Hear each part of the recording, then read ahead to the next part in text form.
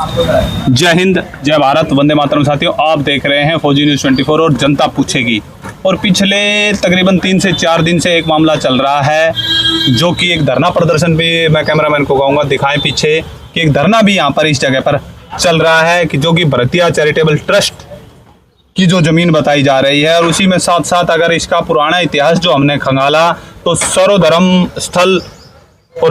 स्थल के जो मंदिर हैं उनके संस्थापक हैं ठाकुर रणधीर सिंह जी, उनसे भी हमने बातचीत की। तो उन्होंने बताया कि ये पूरी जो ज़मीन 1 एकड़ के लगभग है, ये ज़मीन पुराने समय में राजपूत समाज के लिए दान में दी गई थी। और उसके ऊपर मंदिर और ये कुआं, जो कि आज भी उसके जो खंडर हैं वो मौजूद हैं, उनको बनाने के लिए अग्रवाल समाज को दी गई थी। और अग्रवाल समाज ने ये मंदिर, कुएं, बावड़ी यहाँ पर बनाए भी थे।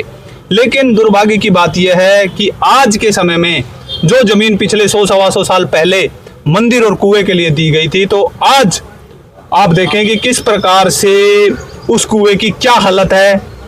और उस जिसके लिए कभी किसी पूर्वजों ने, राजपूत समाज का जो दावा है कि वो कह रहे हैं कि खसरा नंबर 507 में ये ज़मीन हमारे पूर्वजों के द्वारा मंदिर और कुएं के लिए दी गई थी। तो आप सीधा लाइव तस्वीरों में देख पा रहे हो कि इस कुएं की आज ये हालत है कि पूरा कुआं बंद कर चुके हैं। भगवानों की प्रतिमाएं यहाँ पर नीचे पड़ी हैं, साथ ही साथ पेड़ पौधे उग चुके हैं और पूरा कुआं एक खंडर बन चुका है। ये वही छोटी काशी है जहाँ पर मंदिरों के लिए विख्यात है, बहुत ज़्यादा घर घरों में मंदिर हैं, मथुरा वृंदावन की तरह यहाँ पर मंदिर है। लेकिन आज अगर आप देखोगे तो ये कुआं किसी समय में भिवानी की प्यास बुझाता था। और जब बुजुर्गों से हमारी बात हुई तो ये कहते थे कि धोख मार के जो माताएं बहनें आती थी वो यहाँ पर पूड़े बनाती थी और इस कुएं के नीचे ठंडे पानी का इस्तेमाल कर यहाँ पर अपना पूजा पाठ संपन्न करते थे। लेकिन आज वो कुआं अस्तित्व में ही नहीं है, सिर्फ उसका खंडर या ये कहें कि उसके अवशेष बाकी रह गए हैं। साथ ही साथ अगर इस कुएं के चारों तरफ देखें कि जो पुलिस ने भी कहा था कि इंक्रोचमेंट किया हुआ है, तो अभी भी थोड़ा बहुत इंक्रोचमेंट जरूर आपको दिखाई भी देगा। तो ये एक अपने आप में एक अजीब और गरीब बात है कि भाई एक समाज दान कर देता है, दूसरे समाज को दान में मिल जाती है, लेकिन उसका रख रखाव कोई भी नहीं कर पाता। और साथ ही साथ अगर बात करें, पुराना और प्राचीन मंदिर भी यहाँ पर दिखाई देगा। प्राचीन राम मंदिर के नाम से कैमरामैन को कहूँगा कि उस पर भी फोकस करें और दिखाएं कि कितना पुराना ये प्राचीन राम मंदिर है, जिसके अंदर ना तो कोई लेंटर है, ना कोई गाटर पत्थर की छतें हैं, पुराने चूने की छतें हैं।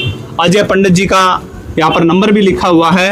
अगर बात करें तो पुराने समय के ये गेट, दरवाजे जो पुराने समय में हुआ करते थे महलों में, कोठियों में और पुराने घरों में, वो पूरा इस मंदिर का प्रारूप दिखाने का काम करेंगे कि लगभग 100 साल पुराना मंदिर है। क्योंकि आप देखोगे कि इसके अंदर जो चूने के रहट के द्वारा जो छतें, गोल छतें बनाई जाती थी, वो छतें इसके अंदर हैं। और ये पुराना शिवालय आप अगर देखोगे तो ये किसी ने नया निर्माण जरूर किया है, लेकिन अगर बात करें तो ये पुराना शिवालय, काफी प्राचीन शिवालय जो यहाँ पर है, शिव जी का शिवलिंग की जो स्थापना कर रखी है वो है।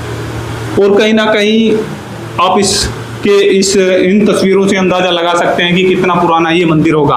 हम ढूंढने का प्रयास कर रहे हैं कि यहाँ पर कोई बोर्ड लगा हो, कोई बैनर पत्थर लगा हो, लेकिन ऐसा हमारे को यहाँ पर कुछ दिखाई नहीं दिया है। और अगर बात करें तो इसी प्रकार से ये राधा और कृष्ण जी का या राधा रुक्मणी जी का भी मंदिर यहाँ पर आपको दिखाई देगा। अंदर पंडित जी भी हैं, उनसे भी बात करने की कोशिश करेंगे।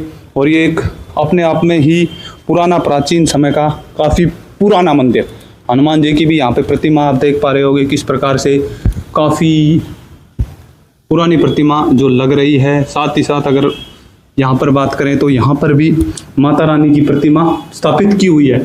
गौर करने वाली और देखने वाली बात है कि यहाँ पे जो छतें हैं ना, उनके अंदर कोई लेंटर या ऐसा कुछ भी नहीं है। अगर पंखे भी लगाए हैं तो दीवारों में आर पार होल करके फिर पंखे लटकाए गए हैं, क्योंकि पुराने घरों में ये पंखों की उस समय कोई ऐसी सुविधा नहीं थी। तो यहाँ पर भी आप देखोगे कि सेम वही है कि पंखे लगाने की पुराने समय में कोई सुविधाएं नहीं थी।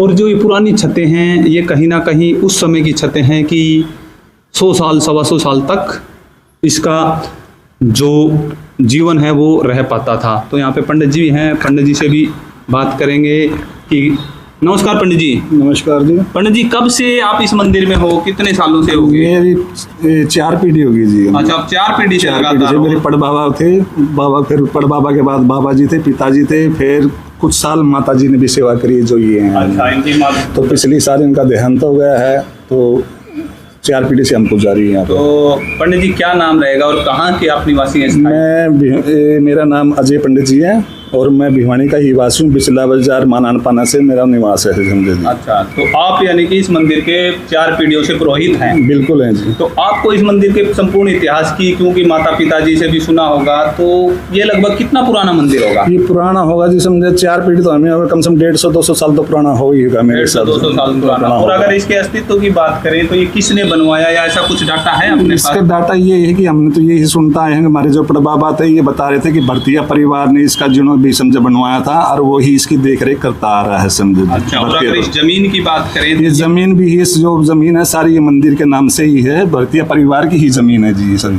अच्छा, भरतिया परिवार की ही जमीन है। और अगर बात करें कि अभी सामने एक विवाद भी चल रहा है कि भाई इंक्रोचमेंट कर लिया या किराएदार कब्जा करना चाह रहे हैं, साथ ही साथ राजपूत समाज भी ये दावा कर रहा है कि ये मंदिर, ये जमीन हमें मंदिर के लिए और उसके लिए हमने दान में दी थी। देखो जी, मैं तो इतना ही जानता हूँ कि ये भरतिया परिवार की जमीन है और भरतिया परिवार से ही ये ताल्लुक रखती है मंदिर वगैरह जो भी है। जो भी हमारा खर्चा वगैरह है, जो भी मंदिर का रख रखाव है या जो भी कुछ करते हैं तो भरतिया परिवार ही करता है समझे जी। बिल्कुल। अगर अंत लास्ट में अगर इस मंदिर का रिपेयर लगभग कब कराया गया आपके सामने? अभी ये 3 साल हो गए, हमने ये नई टाइल लगवाई थी समझे जी। अच्छा, 3 साल पहले? 3 साल हाँ, ये क्या नहीं, ये चुनने की दीवार ही थी समझा। जो भी बरसात वगैरह होती थी या कुछ भी तो छील की वजह से पानी निकलने शुरू हो जाता था दीवारों से। अच्छा। तो सेठों को बोल के समझे ये टेल वगैरह लगवाई गई थी। 3-4 साल हो गए होंगे मेरे हिसाब से। और अगर बात करें तो पुलिस का, बाहर जो धरने पे बैठे उनका कहना है कि पुलिस आई थी खाली करवाना था। क्या मंदिर में भी पुलिस का कोई इंटरफेयर रहा? नहीं, हमारे पास तो ऐसा कुछ नहीं है समझे। हमारे को तो ना ही सेठों ने कहा, ना ही पुलिस से हमारी कोई बातचीत हुई है समझा। हमारा जैसे पूजा पाठ का रोज का विधि विधान है, उसी नित्य क्रिया उसी तरह से हम चल रहे हैं समझे। अगर बात करें श्रद्धालुओं की तो लगभग दिन में श्रद्धालु जो आसपास की जैसे नेकीराम की गली है समझे, निर्वाण गली है, पीछे सूर्य बैंकट वगैरह है समझे, और बाजू बाजू की गलियां हैं तो 40-50 औरतें आ जाती हैं सुबह। और 4 बजे से 6 बजे तक यहाँ सत्संग होता है समझे। गांव आसपास की जो रोज 4? बिल्कुल हाँ जी। वो जो औरतें आते हैं उन्होंने कथा लगा रखी है और 4 से 6 बजे तक सत्संग करते हैं। बिल्कुल। तो साथियों, ये थे यहाँ के जो पंडित जी थे, पुरोहित जी थे, पिछली 4 पीढ़ियों से यहाँ पर बैठे, और इनका भी साफ रूप से कहना है कि पुलिस का इनसे कोई लेना देना नहीं है। साथ ही साथ इनका ये कहना है कि भाई भरतिया जो परिवार है वो इस मंदिर की देखरेख करता है। तो हमने आपको ये मंदिर दिखाया, आपके क्या विचार हैं, आप क्या कहना चाहेंगे? कि एक तरफ राजपूत समाज ये दावा कर रहा है कि ये जमीन हमारी है, दूसरी तरफ पुजारी का ये कहना है कि ये भरतिया परिवार की जमीन है, उनको वहीं से ही खर्चा या मंदिर का देखरेख वही करते हैं। जुड़े रहें फौजी न्यूज़ और जनता पूछे के लिए।